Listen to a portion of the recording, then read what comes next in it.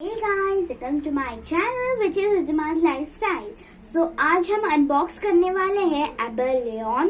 तो यहाँ नाम लिखा है इसका, see here. This is. तो अभी हम इसको अनबॉक्स करेंगे.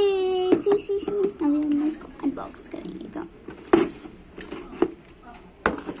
And this is instructions.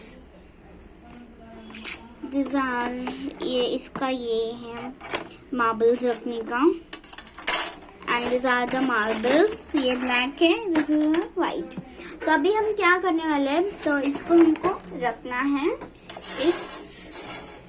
इसके अंदर मार्बल्स को.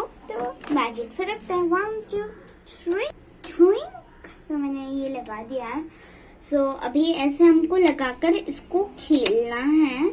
सो कैसे खेलना है गाइस, इसको हमको आगे लेना है एक और आगे.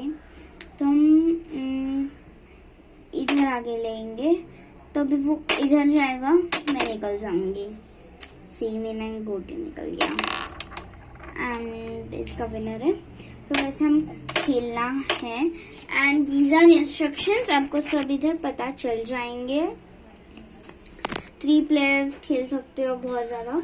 सो अभी ये मैंने अनबॉक्स कर दिया, आपको दिखा दिया है. So please like share comment and subscribe to my channel which is Rizma's lifestyle. So please guys like करना, शेयर करना और बेल आइकन भी दबा देना. तो बाय.